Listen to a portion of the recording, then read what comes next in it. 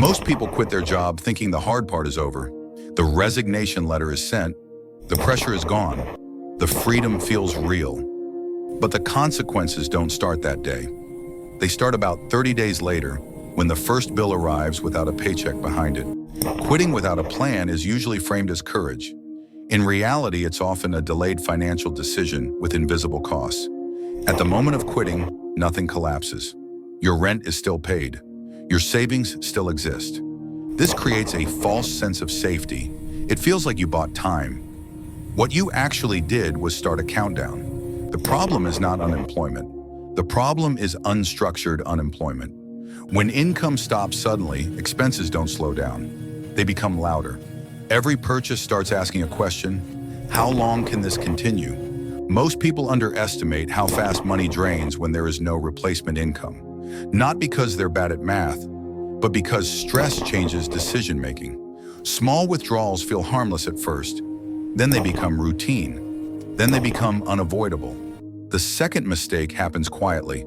Time loses structure. Without a work schedule, days blur. Job searching feels optional. Productivity becomes emotional instead of disciplined. Quitting without a plan doesn't feel dangerous at first. That's exactly why it is. The real damage doesn't happen when money runs out. It happens while money is still there. Savings don't disappear all at once. They erode, quietly. Each withdrawal feels temporary, just a bridge, just for now. But bridges require something on the other side. Without a plan, there is nothing waiting. This is where decision-making changes. Not logically, psychologically. You start optimizing for comfort, not outcomes. Short-term relief replaces long-term strategy. Job applications get delayed. Follow-ups feel intrusive. Standards quietly drop. This is not laziness. It's risk compression. As savings shrink, tolerance for uncertainty collapses. You stop asking, is this right? You start asking, will this stop the bleeding? This is where people accept worse jobs than the ones they left. Lower pay, less flexibility. Quitting without a plan doesn't create freedom, it transfers control. Instead of choosing opportunities, you respond to pressure. And pressure is a poor strategist. The consequences don't end when you find another job. That's the part most people misunderstand. Recovery is not a reset, it's a continuation under different terms. When you quit without leverage, your next salary is rarely an upgrade. Income loss compounds quietly over time, not in 1 year. Over many. Lower pay reduces saving capacity. Reduced savings increases future risk. Career momentum is fragile.